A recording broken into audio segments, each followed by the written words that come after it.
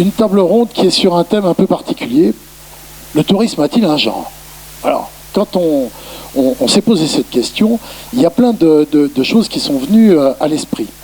On s'est d'abord dit, finalement, est-ce qu'on parle du client? Est-ce qu'on parle de l'offre? Est-ce qu'on parle des visiteurs? Est-ce qu'on parle des acteurs du tourisme? Dans quel sens prend-on le problème? Et puis, quand on a essayé de monter une table ronde, on a cherché des noms. Sonia Renaud, qui est la responsable de la Fédération régionale des offices de tourisme Pays de Loire, on s'est dit, ça c'est le côté institutionnel, c'est intéressant, on va avoir des chiffres, photographies, parce que n'oubliez pas qu'on a tous vécu à un moment ou à un autre cette vision en se disant, mais finalement le tourisme c'est super féminisé. Dans les offices, sur les salons, on voit des femmes de partout. Et puis, dans les postes de management, on en voit beaucoup moins. Bon, ça c'était un premier constat. On a continué, puis on s'est dit, ce qui serait bien, c'est d'aller chercher dans le monde privé une femme qui a une expérience. Donc on a regardé, on a trouvé Charlotte Fougère.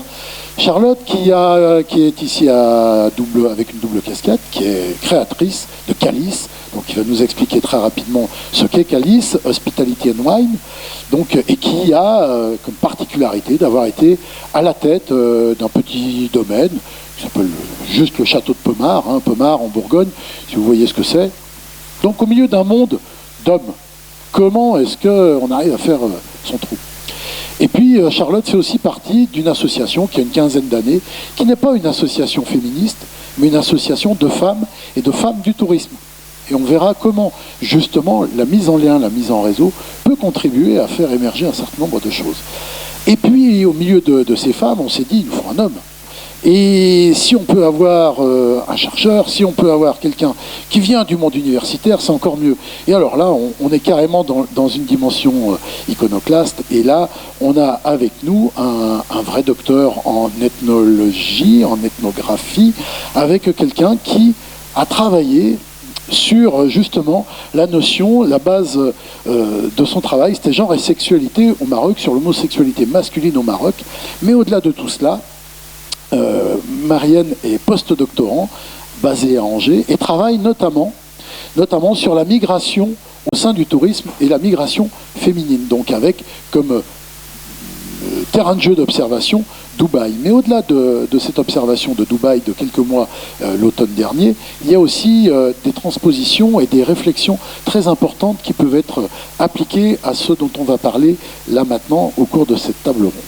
Alors, voilà, les personnes qui sont en face de nous. Alors, comme on disait précédemment, le tourisme, a priori, c'est un monde très féminisé. Très bien. Bon, comment ça peut s'expliquer? D'abord, est-ce que c'est normal, naturel? Est-ce qu'il y a une part de déterminisme de genre? Est-ce qu'il y a une part de déterminisme social, culturel? Qu'est-ce qui peut nous faire dire ça? Ce sont nos ressentis, c'est de l'observation. Sonia va nous donner quelques chiffres. Et puis, parce qu'on gravite un peu tous dans la formation, on s'aperçoit que quand on regarde les formations en matière de tourisme, en master, en licence, en BTS, on a des promotions quelquefois qui sont à 100% féminines. Donc, comment c'est possible? Donc, on va essayer de décrypter tout ça. Et puis, finalement, est-ce que le fait de parler de cette mixité, je ne parle même pas de parité, mais de cette mixité femmes-hommes dans le tourisme, c'est le cœur du débat? Ou est-ce que le débat, on ne va pas le décaler, le déplacer vers autre chose, et cette autre chose, on verra dans 3/4 d'heure ce qu'il en sera, mais on a quelques petites idées, et à mon avis, on va pouvoir basculer sur certaines choses. Sonia. Donc Sonia, la FROTSI, mais au-delà des données de la FROTSI... J'avais quelques chiffres, justement. Quelques chiffres, parce que c'est important, et ces chiffres sont issus... Vous avez pas ma présentation ?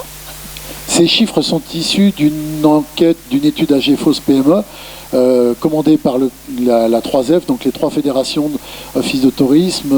C'est ça, c'est une radiographie sociale, c'est un observatoire social. Ah, si, quand même. Mais oui, c'est facile. Si, c'est ça. Si, c'est ça, mais si, voilà. Ça. Merci. Dans l'autre sens. Allez-y, avancez. Ben non, il n'y a que la une. Non, c'est moi qui ai une petite zapette. Voilà. Je parle le langage du tout. On va retrouver. Peut-être là. Merci, c'est pas pratique de c'est bien d'être hyper connecté, vous voyez, on est toujours sur l'humain. On a toujours besoin de ces jambes pour se déplacer. Alors, j'avais juste une petite slide sur la fraude cible pour nous situer et expliquer ce qu'on faisait pour situer un petit peu. Donc, nous sommes une équipe de 3 salariés, 3 filles, et oui, 3 femmes. Et nous œuvrons en fait dans le réseau des offices de tourisme. Nous animons ce réseau par plusieurs leviers. On accompagne les mutations métiers, les mutations structures et les mutations territoires par le biais de formation, un plan régional de formation intermétier, en fait du sur-mesure, en fait de l'hyper personnalisé en fonction des besoins. Et on fait aussi des accompagnements sur mesure en fonction des besoins. Donc ça passe de la gestion prévisionnelle des compétences à management par la qualité, que des questions sur le juridique et le social ou tout autre sujet que le réseau nous demande. Donc quand vous m'avez sollicité pour savoir si le tourisme avait un genre, eh bien, je suis allée voir du côté effectivement des radioscopies nationales, celle de la branche professionnelle qui date de 2015 et qui a audité 623 structures. Donc pour poser le préambule de cette radioscopie, c'est AGFOS PME en fait qui mène cet observatoire social auprès des offices de tourisme, auprès des destinations régions que sont les CRT ou les agences régionales, mais aussi auprès des relais des gîtes de France et des départements avec les CDT ou les agences départementales.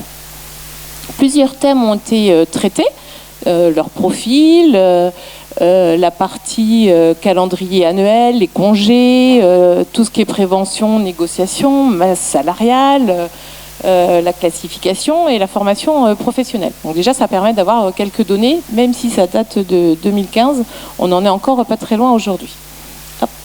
Hop. Sans descendre tous les chiffres, mais voilà, ce qui est important, voilà, c'est de fixer les choses et de vérifier exactement, si on n'est que dans le ressenti ou si c'est la réalité. C'est exactement ça. Donc je ne vais pas tout dérouler, mais ce qui ressort quand on regarde les effectifs des profils permanents, c'est effectivement qu'à 77% dans cette branche professionnelle, ce sont des femmes qui sont représentées.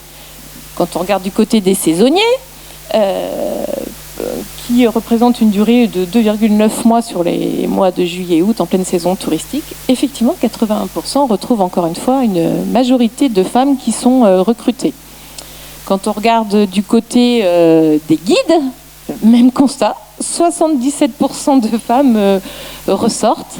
Et quand on fait un focus, cette fois-ci, donc j'ai 2 focus sur les managers, une avec une entrée par échelon. Donc quand on se focalise sur la partie par échelon, on s'aperçoit que les hommes sont plus fréquemment à l'échelon 3 que les femmes. 3 dans la convention collective des organismes voilà, à vocation touristique, c'est cadre.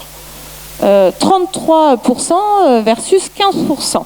Donc vous avez les chiffres qui vont avec derrière et qui viennent de traduire.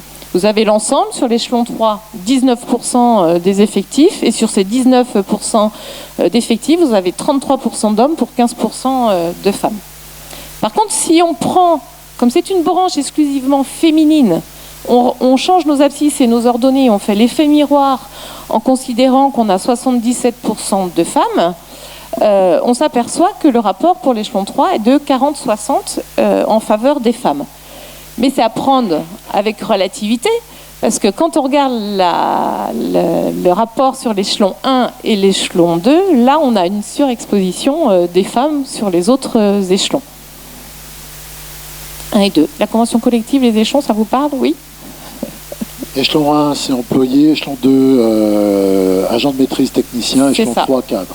C'est ça. Je vous ai mis aussi des petits chiffres sur la masse salariale, parce que peut-être aussi c'est un vecteur qui peut refroidir les hommes sur la masse salariale. Si on parle de valorisation des métiers, voilà, des compétences. Exactement. Donc vous avez le salaire brut moyen, c'est une moyenne de branches professionnelles. Et après, on peut aller dans les détails et faire des focus uniquement sur le réseau des offices de tourisme. On descend encore de 5 000 € quand on fait le focus office de tourisme sur la moyenne brute. Ensuite, nous avons fait quelques petits focus pour voir à l'échelle de notre réseau, le réseau des offices de tourisme. Donc on a 68 offices de tourisme, 125 BIT, ce qui fait 193 bureaux d'information touristique. Points d'accueil pour 400 équivalents temps plein.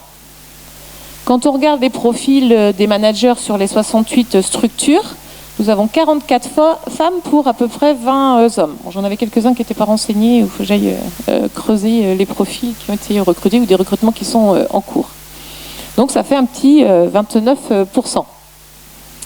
Ensuite, on a fait des petits focus sur les formations, parce que chaque année, on déploie énormément de formations.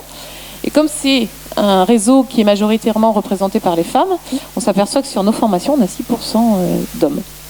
Et j'ai regardé 2017, pareil, on était entre 6 et 10%. L'année d'avant, pareil. Donc les tendances sont lourdes et se répètent. C'est ça. Et puis, on peut même aller sélectionner par thématique, savoir quand on a des hommes, sur quelle thématique ils viennent. Donc là, on le voit, sur les thématiques de management et de ressources humaines, tout ce qui est stratégie et système d'information touristique ou tout ce qui est stratégie digitale. Alors la vraie question, vous avez commencé à ouvrir le débat. Est-ce que c'est ça la question du genre? On fait homme contre femme? Ou est-ce qu'on va creuser plus davantage du côté de la valorisation de nos métiers, la valorisation des compétences? Est-ce qu'il n'y a pas une méconnaissance en fait, des métiers qui existent dans le réseau du tourisme? Voilà. Est-ce qu'on soulève effectivement la valorisation salariale? Qui peut être un frein pour certaines personnes qui veulent monter très très vite dans les échelons. Est-ce qu'on soulève la formation et le contenu de formation? Voilà. Enfin, on ouvre plein de sujets derrière. De sujets, et on pourrait presque passer une journée complète à débattre autour de ces sujets. Ça, c'était pour le monde institutionnel, et vraiment, a priori, les ressentis que nous avons ne sont pas que des ressentis, c'est une réalité. Charlotte, là, on était dans le monde institutionnel. J'ai failli dire la vraie vie, mais je vais me faire écharper. Je vais finir au fond dans le monde privé. Est-ce qu'on a ce retour-là? Est-ce que quand on travaille et quand on est issu du monde de la viticulture, être une femme, c'est simple? Comment est-ce qu'on y arrive? Alors écoutez, je vais vous parler de mon expérience à la fois avec donc, ma société Calice, mais également en tant que membre du réseau Femmes du Tourisme. Donc Femmes du Tourisme en quelques mots, puisque je ne sais pas si vous connaissez tous cette association. Femmes du Tourisme est une association qui regroupe les cadres et les dirigeantes du monde du tourisme. Donc nous nous associons de manière à pouvoir partager nos expériences et globalement pour également avoir de la visibilité sur l'évolution des carrières des femmes dans le milieu du tourisme. Souvent, les mots que vous utilisez à l'occasion de vos présentations, c'est il faut leur donner confiance, il faut les pousser à oser beaucoup plus, à entreprendre, à s'entourer et à vraiment travailler en réseau. Exactement. C'est la mission clé de cette association qui aujourd'hui regroupe 115 membres et on a autant des dirigeantes de très grandes entreprises touristiques françaises que des chefs d'entreprise en termes de proportion. On a à peu près 60% de cadres et le reste de chefs d'entreprise. Donc dans le cadre de cette association, on essaye justement de se poser la question de la place des femmes dans le tourisme, avec un constat qui est celui pour les cadres et dirigeants d'entreprise, qui est que globalement, on rejoint complètement ces chiffres-là, mais 2/3 des postes de management des grandes entreprises touristiques sont occupés par des hommes. Donc, quid du rôle des femmes, et notamment puisqu'on voit que les formations touristiques sont quand même plutôt... les femmes sont plus représentées dans ces formations de base. Donc on a un sujet très important, je pense, en termes de, justement, évolution des carrières. Alors après, on peut évidemment tomber dans les vieux clichés. La femme, c'est l'accueil, la réceptionniste, etc. Bon, évidemment, on l'a tous entendu. Peut-être que dans certains milieux, ça existe encore. Pour faire le pont entre tourisme et viticulture, forcément, oui, quand on arrive en tant que jeune femme à la tête d'un domaine viticole, au départ, il y a quelques appréhensions parfois de la part des équipes qui sont essentiellement en effet des équipes masculines. Globalement, on a un message qui est plutôt très positif et je pense que voilà, les actions qu'on essaye de mettre en place pour donner confiance et que les femmes osent et que notamment les femmes osent entreprendre et globalement pourquoi nous sommes ici aujourd'hui, c'est parce qu'on est très heureuse de pouvoir participer à une journée sur l'innovation et sur la place des femmes entrepreneuses dans notre milieu. on voit que, effectivement, dans certains domaines, il faut quasiment montrer patte blanche. Et est-ce qu'il ne faut pas, et notamment dans le domaine de la viticulture, en faire un peu plus pour être encore plus crédible, pour être plus performante? Alors c'est toujours un sujet qui revient, mais en effet, est-ce qu'il faut se justifier d'être une femme pour avoir un poste de direction? Alors sachant que la spécificité du château de Pommard est évidemment d'être extrêmement tournée vers l'onotourisme. Sinon, on ne parlerait pas de tourisme aujourd'hui. Ce n'est peut-être pas faire que du vin. Le domaine accueille à peu près 30 000 visiteurs par an. Donc globalement, sur la crédibilisation, oui, souvent on en fait plus, en tout cas on en fait plus au début, puisqu'on ressent parfois un besoin de devoir prouver les compétences que l'on a, peut-être probablement plus qu'ailleurs. Mais à l'inverse, globalement, on se rend très rapidement compte que le jugement se fait avant tout par rapport à nos actions. Et quand bien même si l'accueil parfois peut être un peu frileux, au fur et à mesure de la mise en place d'une stratégie de développement et surtout l'annonce des premiers résultats, on se rend compte que la confiance se construit essentiellement sur le cœur de notre sujet qui est le travail. Ce qui est une bonne nouvelle. Marianne, on dit tous que le tourisme est hyper mondialisé, il y a une très forte internationalisation. Aujourd'hui, il influence des mouvements, il influence la migration dans le monde. Vous avez travaillé sur Dubaï notamment, et dans le tourisme sur Dubaï, et un constat, énormément de femmes travaillent dans le tourisme à Dubaï. Mais finalement, pas que. Oui, alors juste un petit truc, je m'appelle Marien. Marien, pas oui, Marien. oui. Voilà, non, mais c'est normal, ça arrive souvent. Oui, donc déjà, juste pour remettre un petit peu le point de vue depuis lequel je m'exprime. Donc je suis anthropologue. L'anthropologie, c'est principalement construit à partir d'enquêtes de terrain, de longue, de moyenne ou de longue durée, qui consiste à rencontrer des gens, discuter avec eux sur un temps plus ou moins long, comme je l'ai dit, faire des entretiens et faire des histoires de vie. Donc moi, je suis parti dans le cadre de mon contrat postdoctoral à Dubaï, mais à la base, je suis parti pour m'intéresser à la migration à travers les métiers du tourisme des populations d'hommes et de femmes issus de l'immigration française, deuxième génération, troisième génération. Et quand je suis arrivé à Dubaï, donc le principe de l'anthropologie, c'est de se laisser un peu aller aux rencontres. Et j'ai rencontré à peu près une quarantaine de personnes, et à ma grande surprise, principalement que des femmes. Donc par rapport à ce que vous venez de dire, parce que je suis assez novice aussi sur le secteur du tourisme et sur la problématique du tourisme, ça rentre totalement en corrélation avec les statistiques que vous avez montrées, d'autant plus que ces femmes qui migrent dans le métier du tourisme, c'est parce qu'elles ont conscience également qu'en France, le marché du travail ne va pas leur offrir tout de suite des opportunités alors qu'elles ont fait une école de commerce et qu'elles peuvent prétendre à un travail de manager et à des postes de responsabilité. Et elles savent qu'à Dubaï, on peut rapidement déjà avoir un travail.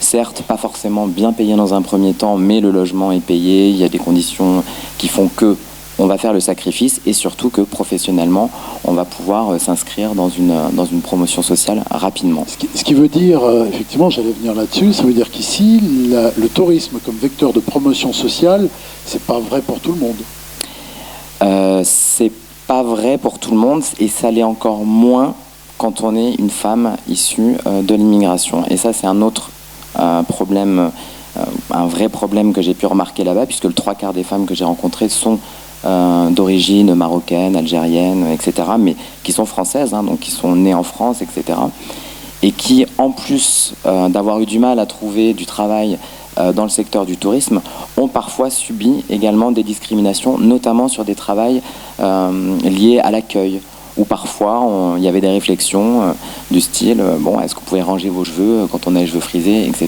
etc. Et donc ça a également induit une migration à Dubaï pour résoudre également ce problème et s'inscrire dans une promotion sociale. Ce qui veut donc dire aussi, puisque vous disiez qu'on avait compris des jeunes femmes issues de formation à école de commerce, qu'on a aujourd'hui des pertes de compétences, alors qu'on est en train de dire que finalement, on va peut-être revenir là-dessus tout à l'heure, mais que dans la formation, les formations du tourisme, on met énormément l'accent sur tout ce qui est histoire, patrimoine, éléments sociétaux, mais finalement, le business, le marketing, c'est pas ce sur quoi on travaille le plus. Et là, on a des gens formés que l'on forme et qui partent. Je pourrais pas affirmer ça parce que j'ai connu sous une cet quarantaine angle de personnes. sous ce prisme-là. Sous cet angle-là, dans le cadre de cas, cette observation. Oui, et surtout des jeunes femmes qui sortent de leurs études. C'est-à-dire qu'ils vont pas prendre le temps de galérer, hein, j'ai envie de dire, à trouver un premier emploi et d'être parfois sous-employés dans le secteur, notamment de l'hôtellerie, pour ensuite montrer patte blanche, comme ce que vous avez dit tout à l'heure, attendre et de voir tous les hommes qui passent devant elles, parce que c'est quand même ce qu'on m'a raconté donc sur ces discours-là, sur ces parcours-là. Donc, quand on parle de valorisation des métiers, Sonia, il y a un certain nombre de choses qui rentrent en ligne de compte. Il y a les compétences, il y a les métiers, il y a l'ancienneté. Et est-ce qu'il y a un gros turnover dans ce monde du tourisme institutionnel? C'est-à-dire, une fois qu'on y rentre, est-ce qu'on fait 30, on a vu tout à l'heure la moyenne, c'est 10,6 ans en termes de... Donc c'est pas tant que ça finalement le turnover. Quand on regarde la valorisation des métiers, on a la chance d'avoir un référentiel national des métiers, un référentiel Horizon. Il y a énormément de missions derrière et qui sont décortiquées dans ce référentiel national et qui font appel à des compétences qui vont très très loin, depuis la veille à la méthodologie de projet jusqu'à l'analyse et autres. Mais on a, et on constate, je rejoins ce que vous disiez tout à l'heure sur l'attractivité et la partie business, je pense des marges de progrès sur toute cette partie-là. On sait aujourd'hui que l'enjeu d'une destination, c'est de faire retomber, de faire augmenter l'attractivité du territoire, avoir des retombées économiques directes, indirectes, et de pouvoir les mesurer.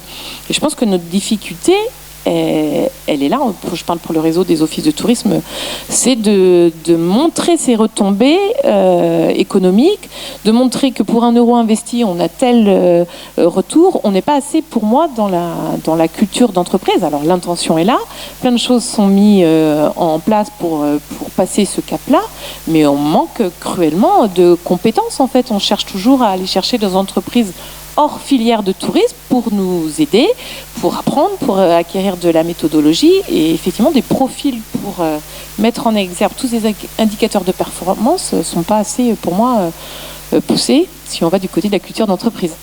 Ça veut dire, Charlotte, vous, dans le milieu dans lequel vous évoluez, votre quotidien, ce sont des indicateurs, on parle performance, on parle efficacité, on parle business plan, on parle marketing digital.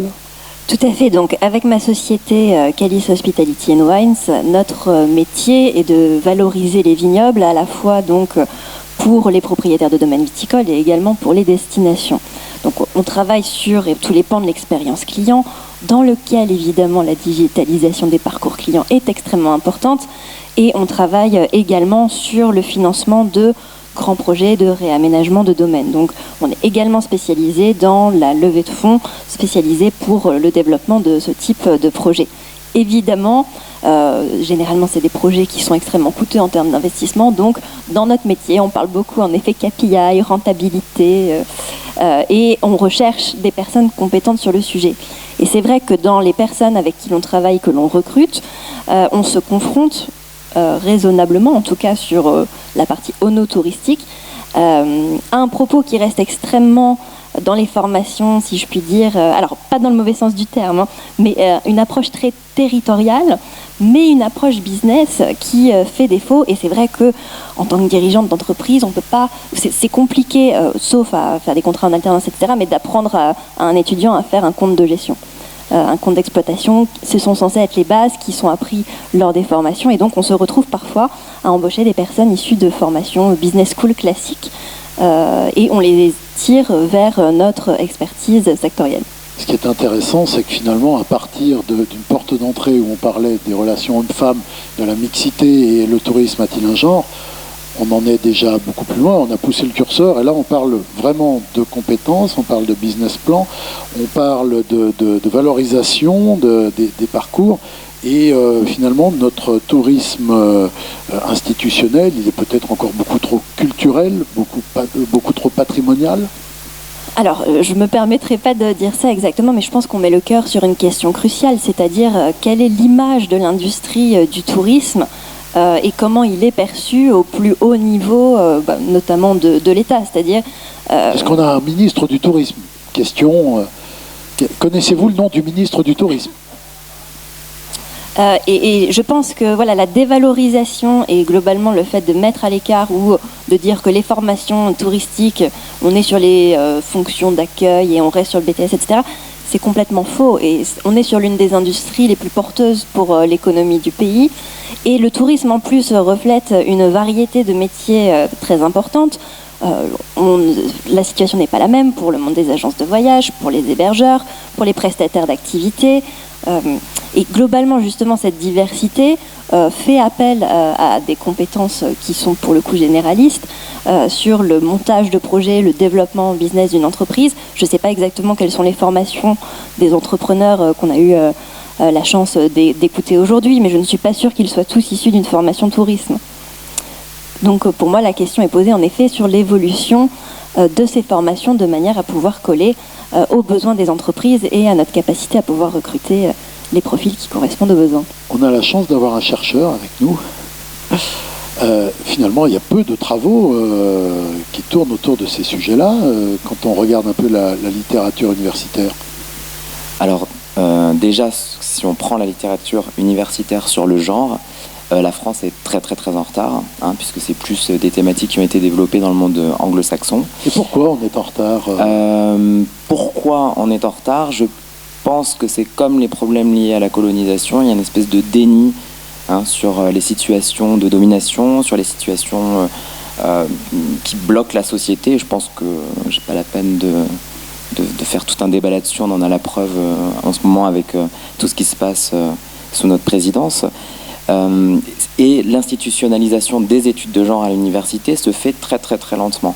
Si on prend le panorama universitaire français, il y a très peu d'universités qui ont des départements entiers consacrés aux études de genre. On a la chance d'en avoir un à Angers, mais il est à distance, c'est un enseignement à distance. Donc déjà il y a ce problème-là. Le tourisme, j'ai envie de dire, c'est un petit peu la même chose, c'est quand même en marge, les études sur le tourisme sont quand même relativement en marge, même s'il y a l'ESTUA ici à Angers. Donc la combinaison des deux ne se fait pas. D'ailleurs, le colloque de recherche scientifique qui se déroule dans le cadre du FIT n'a pas inclus le genre, et la question du genre vient finalement des rencontres professionnelles. Donc je trouve que là déjà, c'est quelque chose d'assez remarquable à ce niveau-là. Donc les recherches, il y en a très peu. Il y a quand même une recherche qui a été faite sur les études de genre et le tourisme en 2010, qui a été publiée sur l'Organisation mondiale du tourisme en partenariat avec ONU Femmes, et qui montre tout ce qui a été dit là, mais d'un point de vue beaucoup plus international. Donc oui, il y a une rencontre clairement à faire entre le milieu universitaire, le tourisme et le genre, et je pense de manière assez urgente. Est-ce que, pour contribuer au débat, une association comme Terre de Femmes peut être aussi une association qui pose un certain nombre de questions et qui, le cas échéant, peut aller jusqu'à bousculer un peu le contenu des formations, parce que l'idée, c'est de provoquer aussi le débat? Alors oui, au sein de l'association, nous avons plusieurs commissions et nous travaillons évidemment sur ces sujets que nous essayons de faire remonter au sein du ministère, notamment de l'Éducation. Alors, est-ce que ça se met toujours en place? Pas forcément, mais nous œuvrons évidemment en ce sens. Et beaucoup de membres de Femmes du Tourisme essayent aussi de garder du temps pour pouvoir intervenir dans les masters professionnalisants et pouvoir partager l'expérience du monde privé au sein des formations, notamment de l'ESTUA, et la directrice de l'ESCAET notamment est membre de notre association, donc elle fait beaucoup pour la formation professionnelle dans le tourisme. Pendant que vous avez le micro, Calice Hospitality and Wine, l'hospitalité, souvent, c'est une valeur féminine. Donc, on continue à s'enfermer dans ce schéma? Il y a évidemment ces vieux clichés, comme je les appelle, dans les milieux... Alors, je pense que c'est davantage dans le milieu institutionnel. Si je pense aux offices de tourisme, notamment sur la fonction accueil, je pense que tu pourras en dire davantage. Oui, est-ce qu'il y a une corrélation ancrée sur ça? Peut-être. Mais est-ce que cette tradition évolue? Oui, et fort heureusement. Moi, j'ai la chance de côtoyer au quotidien des femmes entrepreneurs et on a également des réseaux type Femmes de Vin, etc. Donc, la féminisation des activités de direction de nos entreprises, au contraire, on le voit comme l'opportunité de pouvoir travailler sur des sujets du type flexibilité du temps de travail, meilleure organisation de la dimension vie personnelle, vie professionnelle. On travaille donc sur également le besoin d'indépendance, la capacité de s'exprimer, la capacité d'innover. Et nous avons également la chance d'avoir, par exemple au sein de l'association Femmes du Tourisme, des hommes qui sont également PDG de grandes entreprises touristiques et qui sont des fervents supporters de nos actions. C'est une bonne nouvelle, ça veut dire que l'effet réseau joue. On a parlé du côté des valeurs de l'hospitalité. Souvent on dit c'est intéressant dans les groupes projets de mélanger hommes-femmes parce que la créativité s'en trouve accrue. Donc là aussi on est sur des clichés. Ou est-ce que par exemple on peut quand même peut-être considérer que les femmes sont plus facilitatrices dans la vie? Alors écoutez, je pense que ça dépend quand même de la personne que vous avez en face de vous. Alors après, il y a plein d'études qui disent qu'en effet, les femmes sont de meilleures communicatrices peut-être. Ce qu'on voit, c'est que, notamment dans les évolutions professionnelles au sein de l'entreprise, il y a évidemment le rapport homme-femme, les inégalités salariales, etc. Mais il y a un rapport dont on parle un petit peu moins, c'est le rapport femme à femme. Et je pense que dans les entreprises, toute entreprise, et pas seulement les entreprises touristiques, c'est un sujet qui est important de savoir, est-ce que le fait de s'assumer en tant que femme sur un poste de cadre, confrontée dans une équipe avec d'autres femmes, est-ce qu'il y a justement parfois des notions peut-être de rivalité, de compétition qui sont encore plus fortement présentes que dans le rapport homme-femme? J'en vois chacun à son quotidien et à sa réalité, en effet. Du coup, le débat homme-femme, Sonia, on a commencé à évoquer que, en fait, le débat, il se déplaçait. À partir de cette question, on arrive vraiment sur la gestion RH, on est vraiment sur la gestion des compétences, des formations. Gestion des systèmes. Gestion des systèmes, de l'organisation du temps de travail, sur la flexibilité du temps de travail. Ça veut dire que, y compris dans le monde du tourisme institutionnel de l'accueil, on est aujourd'hui encore dans des schémas de pensée qui datent et qui sont issus des années 90, début des années 2000. Alors, ça bouge quand même, parce qu'on est quand même je parle pour le réseau des offices de tourisme, un réseau agile qui subit énormément de mutations. On a eu tout l'avènement de la stratégie digitale suite à cette veille comportementale qui évolue tout le temps, donc on est obligé d'être agile. Donc pour être agile, il faut être inventif, il faut oser innover.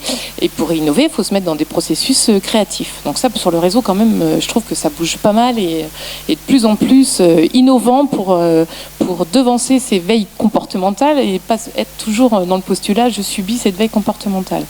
Il y a la réforme des structures, la fameuse loi NOTRe, qui a repensé complètement le maillage territorial, qui fait qu'on est obligé de travailler différemment dans des lieux mobiles, sur des grandes destinations, avec des flux quand même importants. Donc c'est comment on crée du lien dans une équipe et comment on imagine ce nouveau management organisationnel dans des lieux complètement différents et comment on crée du lien. On a beaucoup parlé aujourd'hui des émotions, du sens, quel sens on y met, quel projet on dessine, au service de quoi on travaille, au service de qui, de quel travail, de quel élu aussi. Donc le projet est au service de quel élu et comment on le fait passer derrière, effectivement, comment les élus sont séduits par ce projet et quels indicateurs économiques on y met derrière pour qu'ils soient séduits. Parce que il y a la rentabilité, il y a de l'investissement, on demande aux offices de tourisme de plus en plus d'être dans des parties d'autofinancement, de baisser un peu la part du poids des subventions pour rentabiliser. Donc pour pouvoir rentabiliser, il faut qu'il y ait un projet d'entreprise avec de la rentabilité, des indicateurs de performance et d'évaluation et qu'on puisse les mesurer tout le temps, quoi. Donc, alors, autant on peut espérer mesurer l'efficacité des structures, autant quelquefois on peut aussi regretter des circuits de décision politique trop longs. Ah, ça c'est sûr. Ça, c'est sûr. Alors, tout dépend des formats. Hein. Le réseau des offices de tourisme est un bon exemple parce que vous avez des SPL, vous avez des EPIC, vous avez des régies, des SPIC, des SPA, des associations. Enfin bref, et à chacun son fonctionnement, à chacun sa commande politique, à chacun un projet et à chacun des orientations différentes. Donc, et quelquefois avec des sas de décisions qui sont bien trop longs et qui viennent à contresens en fait de l'agilité et du fait que le client il est là, lui il attend pas et que son comportement change tout le temps et qu'on a intérêt d'être à la pointe et avoir cette capacité à inventer qui se renouvelle tout le temps. Donc ça coûte cher aussi. Il faut pouvoir aussi avoir les élus qui financent sur cette capacité à inventer et à innover. Ça c'est pas toujours facile. Marien, à partir de l'observation sur cette migration qu'on a pu voir, est-ce qu'il y aurait moyen de rapatrier, récupérer ce type de compétences qui finalement est parti ailleurs maintenant ? Si je me base sur les discours et ce que l'on m'a raconté, pas dans l'immédiat, j'ai l'impression.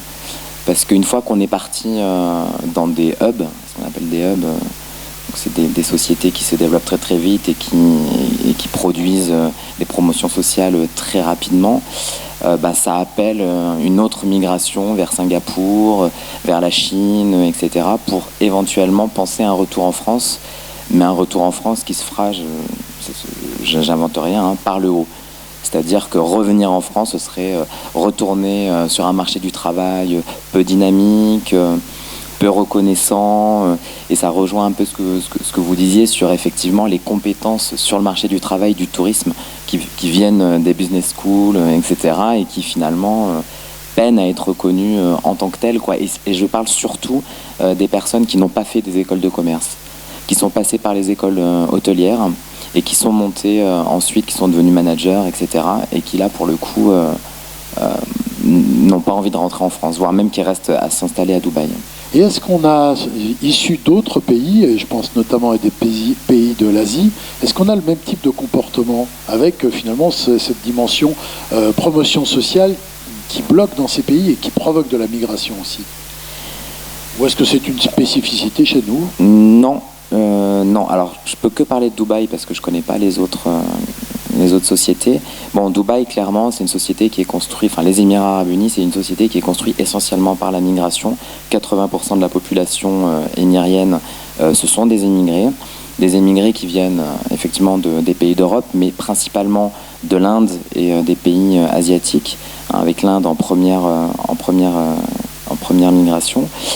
Il faut savoir aussi que le marché de l'emploi là-bas est très hiérarchisé, donc ça veut dire que les personnes qu'on va trouver en haut du panier, entre guillemets, ce sont les Européens, et les personnes qui vont être plus dans les métiers de service à la personne directe, comme waiter, serveur, etc. Ça va plus être des Philippins, des Indiens, des Pakistanais, etc. Donc c'est quand même très hiérarchisé en fonction de la nationalité, mais dans tous les cas, ça génère de toutes les manières une migration depuis leur pays parce qu'il y a quand même une amélioration sociale de leur niveau de vie. Donc c'est à la fois paradoxal, c'est des situations très paradoxales là-bas. D'accord. Charlotte, si on regarde un peu le monde de la com, le monde de la séduction et du tourisme que l'on pratique, est-ce que l'on fait vraiment du marketing ? Est-ce qu'on parle vraiment de marque, de stratégie de marque, de destination ? Alors c'est une très bonne question. On a tous vu la nouvelle campagne Air France qui est sortie l'année dernière, très féminisée. Est-ce que forcément être dans le registre de la séduction globalement impacte négativement l'image de la femme ? Très sincèrement, le problème dans ce cas-là n'est pas français, puisque la plupart des destinations utilisent entre guillemets l'image de la femme pour se promouvoir. Mais je pense que le sujet qui est derrière ça, c'est pas tant femme ou pas femme sur la campagne, c'est plutôt quels sont les territoires de marque que l'on a vocation à promouvoir, et notamment à promouvoir à l'international. Ça fait un petit peu le pont avec ce qu'on a dit juste avant, c'est-à-dire on est dans une économie extrêmement compétitive avec des offres, si je parle par exemple de l'onotourisme de niveau mondial qui se développe extrêmement rapidement aux États-Unis, au Chili, en Nouvelle-Zélande, en Afrique du Sud. On dit la France est le pays du vin, d'accord, mais comment les vignobles français se visitent et est-ce qu'ils sont vraiment à la pointe. Je peux vous dire de mon expérience, moi qui voyage beaucoup, et on a des projets notamment en Inde, en Croatie en ce moment, des territoires qui sont moins connus pour le vin se développent d'autant plus vite sur l'onotourisme. Donc pour revenir à ce point de stratégie de marque, ce qui est intéressant, c'est que une marque qui va être sexy pour des clientèles internationales ne correspond pas forcément aux limites territoriales du territoire. Et on se retrouve, pour prendre l'exemple par exemple de la Bourgogne et du rattachement Bourgogne-Franche-Comté, oui, c'est sûr que ça pose des problématiques qui sont pour les institutionnels des problématiques extrêmement compliquées à gérer sur comment pouvoir lancer une campagne de destination en essayant de tout mettre dedans.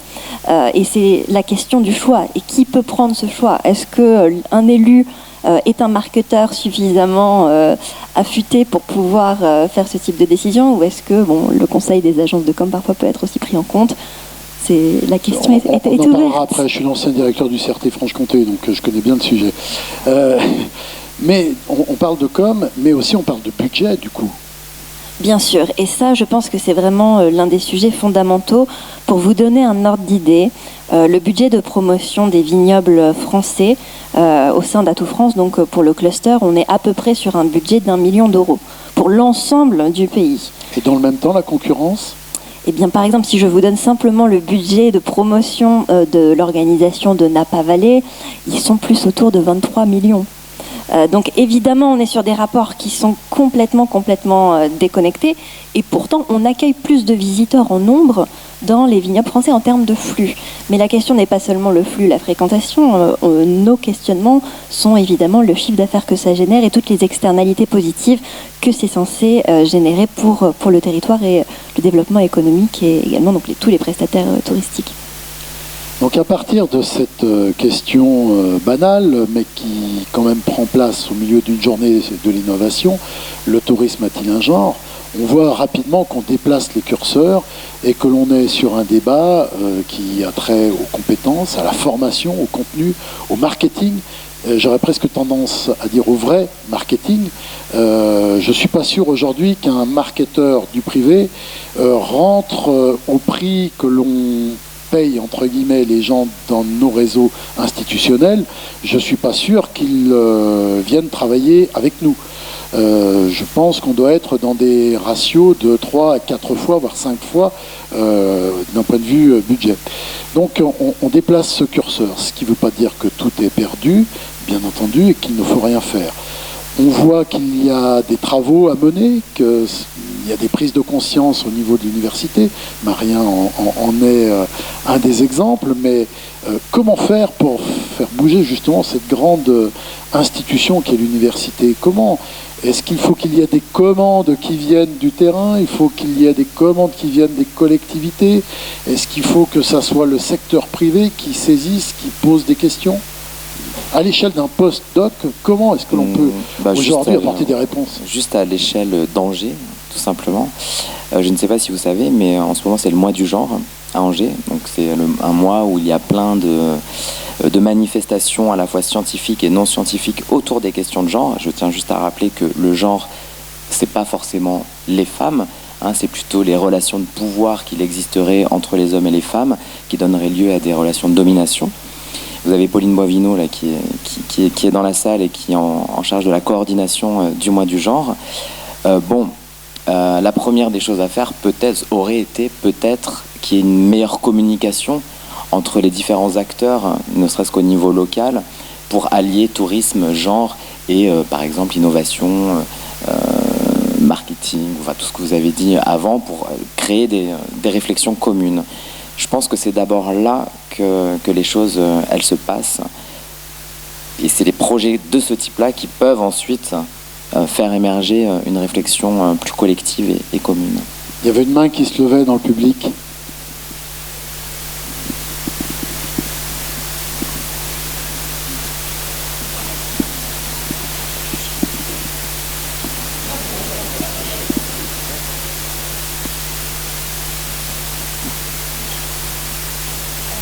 J'ai une petite question pour Madame Charlotte Rougère, parce que j'ai vu que vous avez fait déjà une étude pour le chiffre des genres impliqués en tourisme. Est-ce qu'il existe un site où on pouvait trouver ce chiffre? Alors sur le site de l'association Femmes du Tourisme, vous avez le baromètre Femmes du Tourisme qui est publié, donc le dernier a été publié en 2007. En 2016, on essaye de le mettre à jour tous les 2 ans et vous retrouvez en effet les chiffres dont j'ai parlé sur cette étude qui a été faite de manière conjointe avec la DGE, donc le ministère de l'économie. Merci, ça m'intéresse beaucoup pas parce que je suis une femme, mais comme je suis très nouvelle dans ce métier, ça va m'aider à comprendre pourquoi les femmes s'impliquent plus que les hommes en tourisme. Alors écoutez, moi j'essaye de ne pas faire de discrimination positive non, pour les hommes. Et quand bien même mon équipe est très féminine, pour tout vous dire, au sein de notre équipe de direction, nous sommes 3 femmes. Et dans notre équipe, nous avons d'ailleurs beaucoup des chefs de projet qui sont des hommes. À l'inverse, est-ce qu'être une femme est un petit plus? Très sincèrement, encore une fois, pour moi, le sujet n'est pas homme ou femme. On est vraiment sur le sujet des compétences et de la valorisation de ces compétences et comment les femmes assument le fait de pouvoir montrer leurs compétences. Merci beaucoup. Pendant que je suis par ici, remarque, question, interrogation, doute?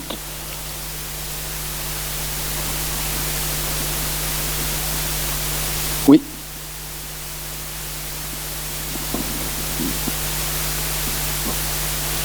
Petite question, parce que je suis dans le tourisme depuis quelques années.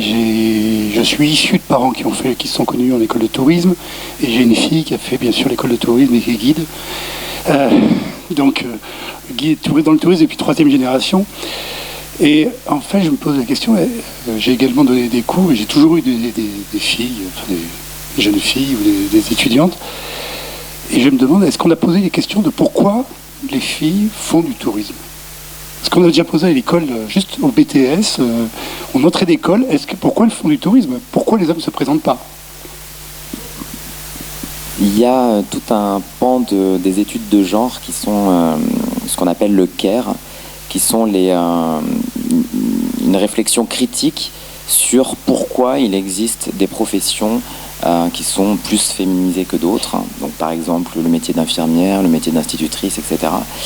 Et ça vient d'une espèce on va dire, d'intériorisation globale, collective, sociale, qui place automatiquement les femmes, qui a automatiquement placé les femmes dans des tâches subalternes. Et je crois que le métier du tourisme, le secteur du tourisme n'a peut-être pas été suffisamment questionné de ce point de vue-là, ce qui fait qu'il existerait à la sortie, c'est une hypothèse, je ne peux pas vous affirmer clairement que c'est vrai ce que je suis en train de raconter, mais qu'il y aurait une espèce d'atavisme, une espèce de direction qui se prendrait automatiquement à la sortie du lycée vers des directions dans ces secteurs-là. Par exemple, moi cette année j'ai donné des cours à l'Estua en enquête ethnographique. J'ai posé la question du genre justement pour leur demander, mais alors la question de réflexion c'était quels sont les déterminants en gros des pratiques touristiques? Pourquoi les touristes font ce qu'ils font quand ils vont faire du tourisme? Et je leur ai demandé de réfléchir sur la question du genre et également des sexualités. Et en fait j'ai été étonné du manque de recul critique qu'ils avaient sur qu'est-ce que c'est le genre, au-delà du fait que les femmes elles font ça, les hommes ils font ça, et j'avais des réflexions, des hypothèses qui partaient du style on va travailler, les femmes elles vont plus faire un tourisme de shopping, ouais. Donc on en est, elle me disait oui mais monsieur on croit pas vraiment à ça, mais c'est juste qu'on va se poser la question. Je fais non là on va essayer d'aller au-delà. Donc je pense qu'il y a aussi à l'intérieur du secteur du tourisme pas une réflexion peut-être pas très critique sur pourquoi ils sont là, qu'est-ce qu'ils vont y faire, qui ils vont rencontrer, quel va être leur métier plus tard. Mais après ils sont jeunes, je veux dire, moi ils avaient entre 20 et 22 ans, donc ils ont encore le temps de réfléchir et de critiquer tout ça. De la même manière, j'ai participé quand j'étais en Bretagne, souvent au printemps de l'entreprise, donc on intervenait à partir du mois d'avril dans des lycées pour justement expliquer certains secteurs d'activité en direction des lycéens avant leur choix. Ça remonte déjà il y a quelques années et il y avait toujours énormément de monde quand on parlait de tourisme ou de communication, et effectivement c'était très féminisé. Par contre, quand je leur posais la question pourquoi le tourisme est un secteur d'activité qui vous intéresse, pour les voyages, on veut voyager, ça a l'air facile et puis ça n'a pas l'air d'être très compliqué comme métier. Ben si, aujourd'hui, c'est compliqué. Il y a du professionnalisme, il y a du contenu. Et pour rebondir sur ce point, alors de mémoire, c'est Amadeus qui avait fait une étude dans les années 2012-2013 sur le sujet. Si on se met dans la position du touriste et de la cellule familiale, donc dans la sphère domestique, quels sont les critères de choix d'un voyage et qui prend la décision de la destination, des activités, et donc qui organise le voyage. Et c'est vrai qu'Amadeus mettait justement en avant le fait que les femmes étaient extrêmement moteurs dans ces prises de décision. Alors est-ce qu'il y a un rapport sur le fait que les décisions de voyage sont plutôt l'apanage des femmes, entre guillemets, et le fait que les femmes s'orientent plus dans des carrières touristiques? Je ne sais pas si on peut faire un pont de cette manière-là, mais ça reste tout de même une réalité probablement à prendre en compte. En préparant la table ronde, c'est une des questions qu'on s'est posées et on s'est dit, mais finalement, comment est-ce que l'on prend le problème? Est-ce que l'on prend le problème par l'offre, par la demande, par la consommation, par le marketing? Donc là, volontairement, on a cherché et retenu le fait de rentrer plutôt par les compétences, par les métiers. Mais en tout état de cause, c'est une vraie question. Et en termes de marketing, c'est toujours plus facile. Et on a toujours les grands clichés, vous savez. On s'adresse toujours à la ménagère de plus de 50 ans, etc. Parce que c'est elle qui choisit la destination. Bon, bref. N'empêche que c'est un vrai sujet. Et puisqu'on arrive au terme de cette table ronde, on va essayer de donner quelques mots-clés en termes de synthèse. Alors tout d'abord, le tourisme a-t-il un genre? On voit qu'on a très largement dépassé ce débat. Et il y a encore...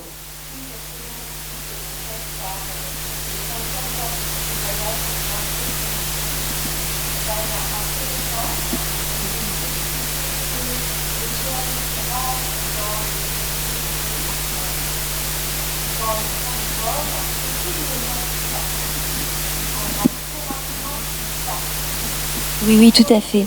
C'est une étude qui a été... tout à fait. Oui. C'est une étude qui a été faite par le cabinet ITAC et qui a été publiée très récemment. En effet, il y a cette question-là et à l'inverse, pour la partie féminine, justement, il y avait de vrais questionnements sur où est-ce que vous entrez, à quelle position vous entrez sur le marché du travail et quel est votre rythme d'évolution. Et pour le coup, justement, pour les métiers du tourisme et pour les femmes, ce rythme est relativement lent en France si vous n'entrez pas directement à des postes de direction.